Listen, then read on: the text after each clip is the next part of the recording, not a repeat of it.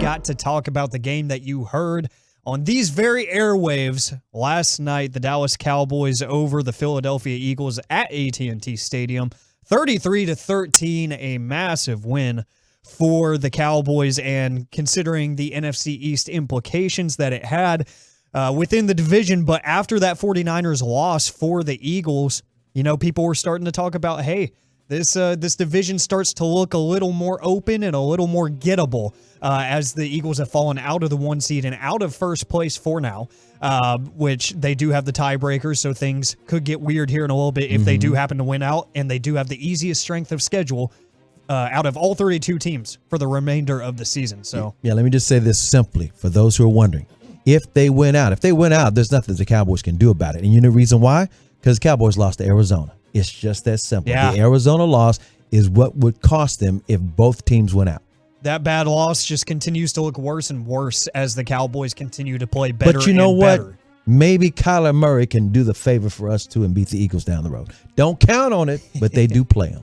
That would be incredible. Imagine if they just become part owners of the NFC East. I mean, it could happen. I'd rather my better bet would be Geno Smith. It's healthy, and they beat the Eagles, and the Eagles lose again for the third time in a row. That would be great. And I don't think the Eagles are playing that great football. And I think momentum, even though Reggie is not here, I'm going to say what I want here because momentum is absolutely real. It is very real. I'm only saying that because Reggie is not death staring me right now. Reggie is one of these flat earth people. When it comes to momentum, he thinks there's no such thing. You cannot explain how things happen in sports. Reg, he says that to get the attention because Reg is one of the smartest people I know in life, but he likes to debate that topic because he's got some ready-made answers. Yeah, that's true. But momentum does exist. But you know what? Even though he's not here, we're going to keep some of his traditions alive. Of course. Including our opening segment here. Who hooped? Who hooped? Who had the best performances yesterday for the Dallas Cowboys? 877-881-1053 to get involved in the conversation, as well as Twitch and YouTube, because there was some great individual performances in this one. There really was. Here's some of the text coming in real quick. 254 says, hey, CA and Alec and Rigo, I'm headed to work, and then I'll be driving my big truck up to the Panhandle, and I expect y'all to take me along, and I also will take y'all along at least until 11 o'clock. Thanks, buddy. Appreciate you very, very much. Honk that horn. Boop, boop. Kenny and Quinlan. What's up? Says, listen to you guys and watching my fantasy football points. Great show from Kenny Rock and Roll Tequila. 214 says, grabbing a bite to take home and rewatch the total domination of the Philadelphia Bengals. Or Beagles. There you go. Beagles. There you go. I saw that come up a couple times this week. The Beagles? Yeah. I hadn't heard that one before. Believe it or not, back in the day in the 1980s, there were some writers who used to write for the morning news and the Dallas Times. Here used to call them the Beagles. I like it.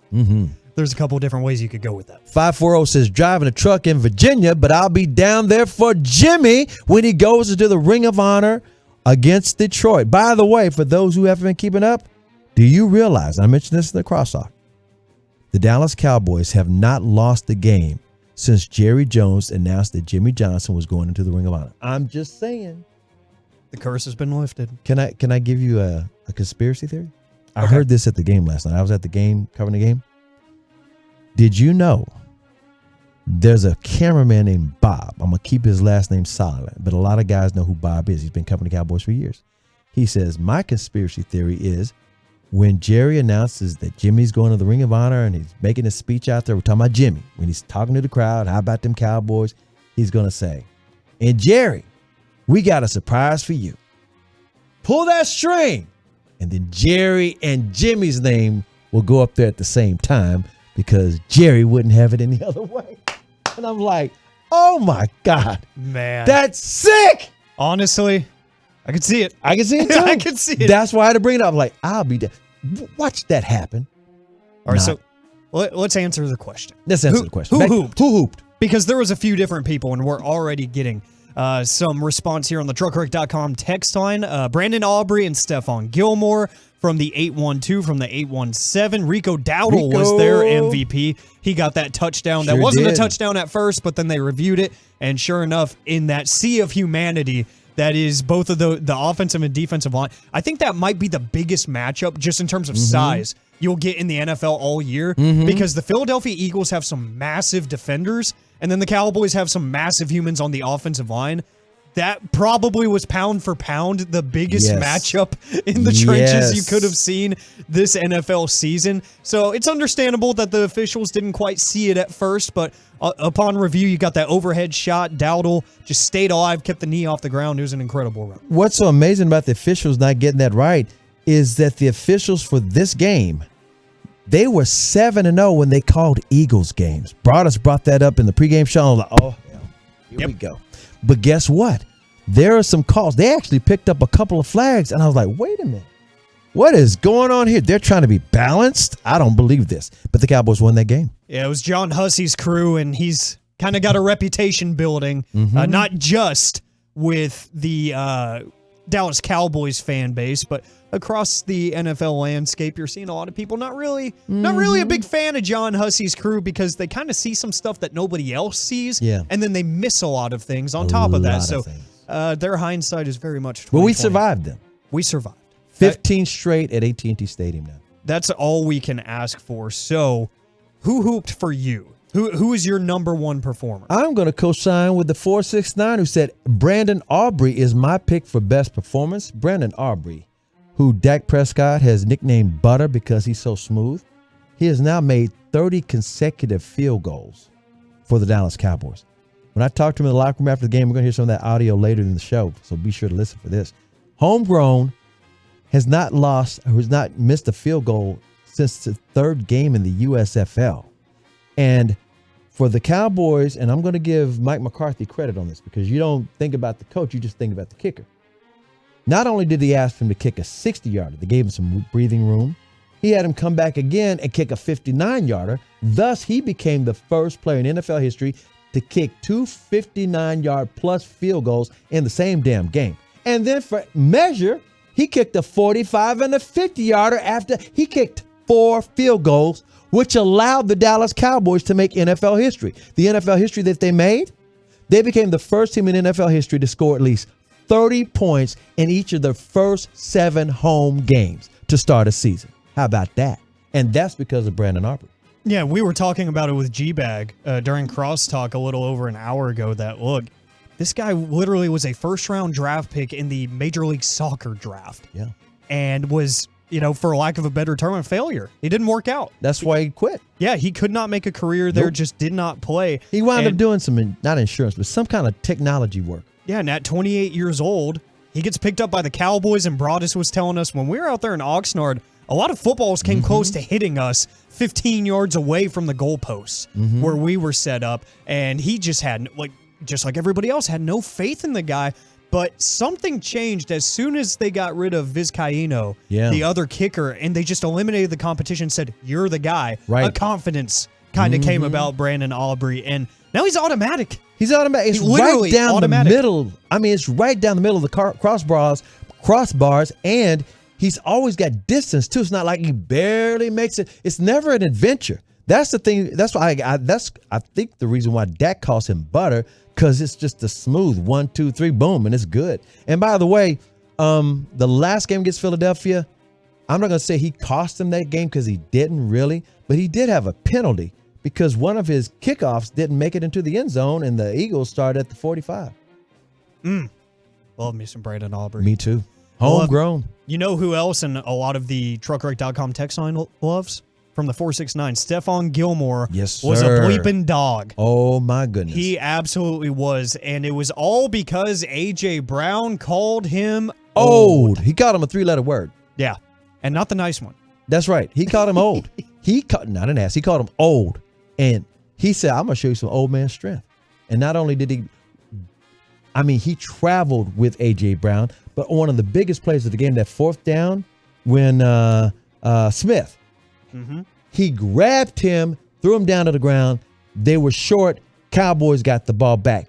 But also, he created a couple of takeaways, too. He punched the ball out of A.J. Brown's lap. I also talked to him after the game in the locker room. We're going to hear from him as well because he used that old man strength. So how dare you call me old? I'm only 33.